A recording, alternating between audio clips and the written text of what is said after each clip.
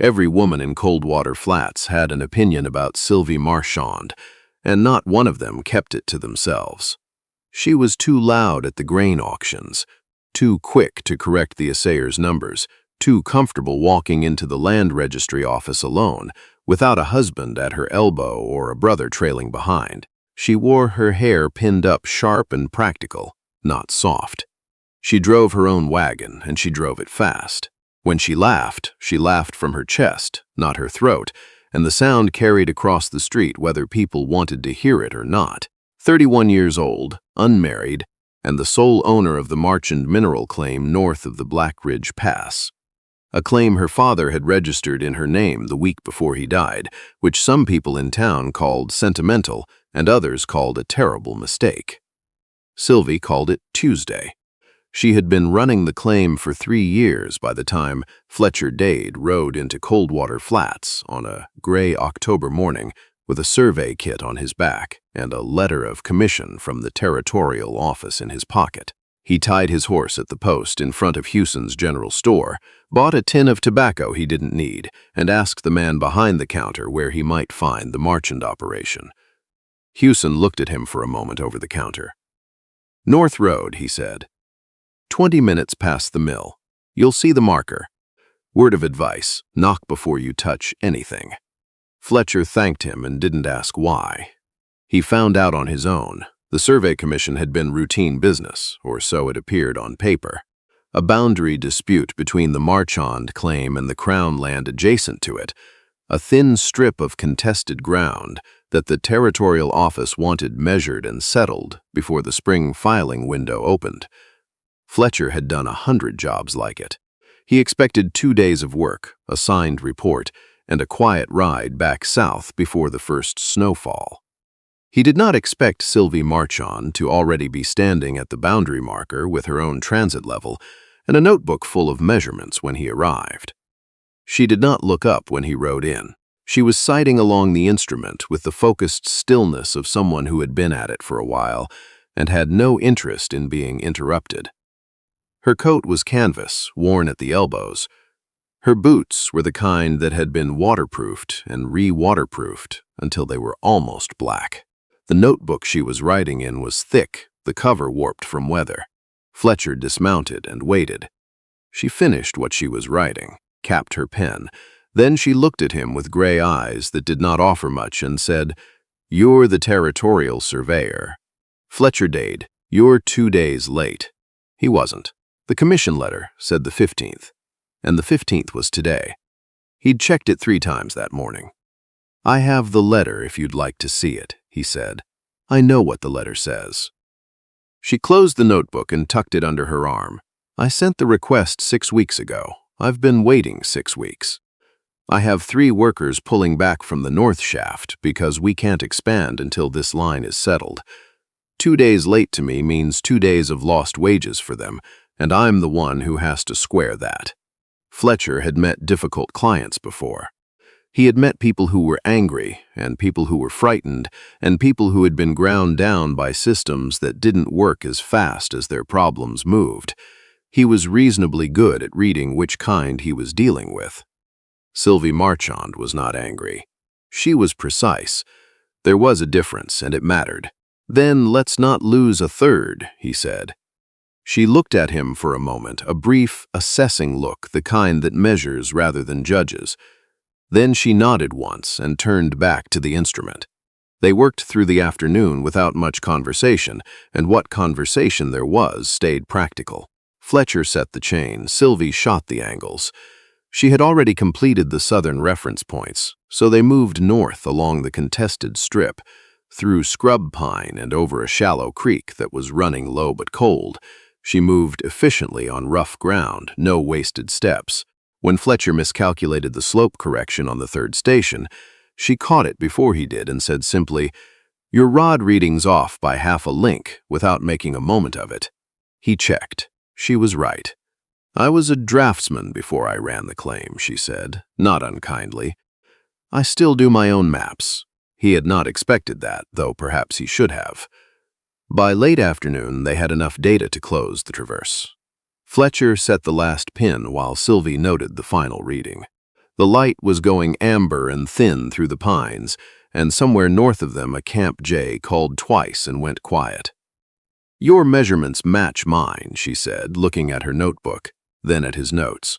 "Give or take a chain. Close enough to file. Close enough to file."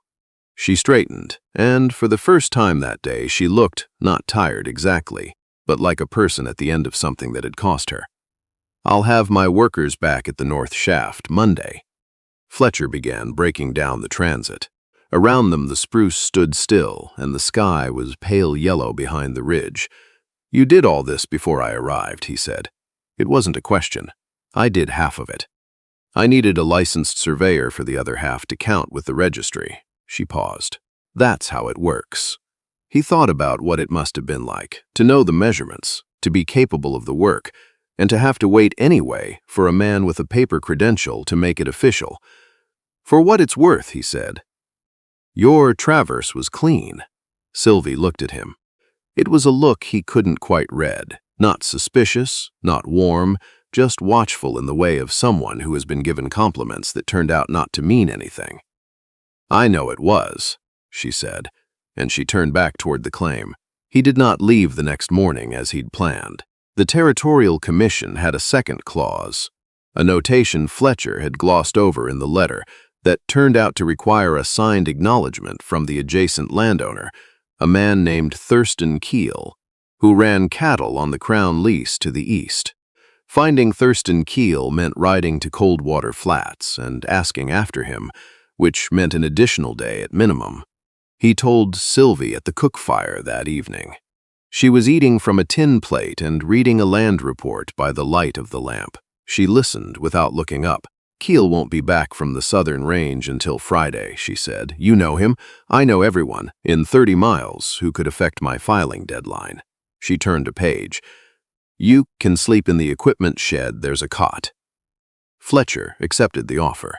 The alternative was Coldwater Flats and Hewson's guest room, which, he'd been warned, had a mattress that pitched toward the middle. The next 2 days were the kind that accumulate quietly. There was fence line to check, and Sylvie asked him to run a second check on the northeast corner pin because the ground had shifted after last spring's melt. He did it, and she was right. The pin had heaved 3 inches east. He corrected it. She recorded it without comment. Her 3 workers, an older man named Pole, and 2 brothers who spoke to each other in a mix of Michif and English, accepted Fletcher's presence the way working people accept most things, by observing whether he was useful and then largely ignoring him once they decided he was. He helped carry casing pipe one afternoon. He cooked a serviceable pot of beans one evening when Pole's back was giving him trouble. It was Pole who told him, on the 3rd night without being asked, "She's kept this claim running 2 winters without a partner." First winter, everyone said she'd sell by spring. She didn't sell. Second winter, they said she'd have to take on an investor or fold. She didn't fold. He said it the way old men say things they want you to understand without having to explain. Fletcher understood. On the 4th morning, he rode to find Thurston Keel. Thurston Keel was a large, slow-moving man with the confidence of someone who had never had cause to question his own instincts. He received Fletcher in the yard of his cattle operation with arms crossed and a look of mild impatience, as though the whole matter of the survey was a nuisance he had been forced to tolerate. He signed the acknowledgement, but before Fletcher tucked it away, Keel said, "You've been up at the Marchand claim." "That's right." Keel made a sound that was not quite a laugh. "Managed to survive the week, then." He shook his head slowly. "Woman like that. Runs her own claim, argues with the registry, has opinions about everything from assay rates to rail freight. You'd think she'd have found a situation she fit by now." Fletcher fastened the commission envelope. "She fits that claim pretty well," he said. Keel looked at him. "Man I knew tried to court her last year." "Good man, steady," she corrected his timber assessment in front of a whole room. After that, he didn't come back. Maybe his assessment was wrong. There was a silence. "Well," Keel said, in the tone of a man recalibrating without wanting to show it, "good luck with the filing." Fletcher rode back north without hurrying. On the evening before he was due to leave, Sylvie made tea in the tin pot she kept on the stove in the site cabin. It was the kind of tea that had been brewed too long and tasted more like the pot than anything else, and she drank it without apparent dissatisfaction. She had been reviewing the final traverse notes. Fletcher's copies and her copies, side by side on the small table. They'll process the filing in 6 to 8 weeks, he said. I know the timeline, and if there's a complication with the registry, I'll write to them. She looked up. I've written to them before. He imagined that was true. There was quiet in the cabin. Outside, the wind was picking up off the ridge, the kind of wind that carried the first edge of real winter, not the teasing cold of October, but the actual cold that meant business. Keel said something to me, Fletcher said. Sylvie set down her mug. Not quickly, just set it down, steady. He usually does, she said. He said you didn't fit. She looked at him, and her face was careful in a way that told him she had heard that word before, in exactly that context, applied to her exactly that way, and had developed a kind of controlled response to it that cost her something every time she deployed it. And what did you say, she asked. I said you fit the claim. She was quiet for a long moment. The wind pressed against the cabin wall. The first year, she said. Not exactly to him, not exactly away from him. After my father left me the claim, there was a man from the mining association who rode up here every 6 weeks to see if I was managing. Not to help, just to see. I think he was keeping a kind of record, waiting for the moment he could write down that I'd failed so he could tell people he'd been right. Fletcher said nothing. He stopped coming the second year. I never knew if it was because I'd clearly managed or because he got tired of making the ride. She picked up her mug again. Keel isn't the problem, she said. Keel is just the one who says out loud what half the county thinks quietly. I know what they think. I've known for 3 years. Does it bother you? She looked at him as though the question were unusual, not offensive, just unexpected, like being asked something no one had thought to ask before. Some days, she said honestly, not in the way they'd want it to. Fletcher thought about that. He thought about the traverse she'd half completed before he arrived. He thought about the notebook she carried, the measurements she'd already done, the system she'd built for managing 3 workers and a mineral claim and a territorial dispute from a cabin 20 minutes north of a town that mostly wished she'd simplify herself into something easier to categorize. I've worked with a lot of claimants, he said. Men, mostly. Some of them knew their ground, and some of them didn't. The ones who didn't usually talked more. He looked down at the notes on the table. Your books are cleaner than half the operations I've filed for. Sylvie regarded him with those gray eyes. I know, she said. And then, quieter, and with something underneath it that was not quite ease but was moving in that direction. But it's different when someone else says it. The wind found a gap somewhere in the north wall and moved through the room for a moment, just once, like something passing. She did not look away, and neither did he. The filing went through in 7 weeks, not 8. Sylvie got the confirmation letter on a Thursday and read it standing in the doorway of the site cabin, with her coffee going cold in her other hand. The north shaft expansion could begin in the spring. The contested strip, all 412 links of it, was confirmed as Marchand ground. She did not celebrate in any visible way. She folded the letter into her coat pocket and went back to work. But Pole, who had known her long enough to read the small things, said later that afternoon that she'd whistled while she'd been checking the drill fittings, and Sylvie Marchand did not whistle unless something had gone right. Fletcher had left a mailing address, a survey office in the south, along with a note in his tidy, professional handwriting that said only, "Congratulations on the filing. The traverse was excellent work." And then below that, in slightly different ink, as though added after some consideration, "If the territorial office gives you any difficulty with the spring amendment, write to me. I know the deputy registrar." Sylvie read the note twice. She set it on the table, picked it up again. Pole came in for the midday meal and found her standing there, note in hand, looking at it with an expression he had not seen on her before. Not soft, not guarded, but something in between, like a door that had not been opened in a long time, finding that the hinges still worked. "Good news?" he said. "A survey note," she said. Pole sat down and picked up his spoon. "You going to write back?" Sylvie set the note down on the table, carefully the same way she sit down good instruments, with attention, without rushing. "I might," she said.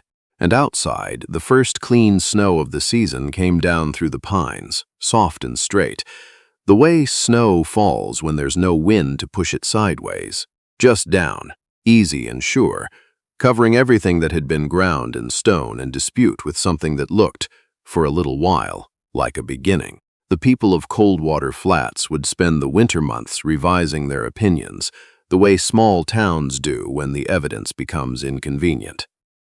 By February, Houston's Counter had become the place where it was generally agreed that Sylvie Marchand had always been capable, that the territorial dispute had been straightforward, that the expansion had been a sound decision. Nobody mentioned having said otherwise. Thurston Keel ran into Sylvie at the land registry in the spring when she came in to file the amendment. He said good morning. She said good morning back. Neither of them referred to the conversation Fletcher had carried back to her. The north shaft came in well. Not spectacular, not a fortune, but solid. The kind of return that meant the claim would be worth working for another decade at least. Sylvie hired a fourth worker and extended Pole's hours, and wrote the wages out in her ledger in the careful, precise hand that she'd developed over 3 years of keeping books that no one could question. She and Fletcher wrote back and forth through the winter. Survey notes at first. Practical things, a question she had about the amendment paperwork, a piece of information he had about a related filing north of the pass. Then less practical things, what the snow was like in the valley, what he'd had for supper. Whether she'd read a particular survey of the Western Territories that had just come through the mail. She had. She had opinions about it. He wrote back 4 pages. She found she liked the length. In April, when the ground had softened enough to work, and the light was finally staying past supper time, Sylvie Marchand walked the boundary of her claim from south to north, the way she did every spring, alone on foot, with her notebook. She noted the condition of the stakes and checked the pins, and recorded everything in the careful columns she had developed for exactly this purpose. At the northeast corner, the one where the pin had heaved in the spring melt and Fletcher had corrected it, she stopped. She put her hand on the stake. The ground around it was solid. The pin was true. She wrote it down in her notebook, the same way she wrote everything down. Knee corner, confirmed. No movement. Measurement holds. Then she closed the notebook, tucked it under her arm, and stood for a moment in the thin April light, with the pines around her and the creek running full somewhere below, and the whole Marchand claim spread out behind her, every link of it, working. She had always known it would. The town had just needed time to catch up.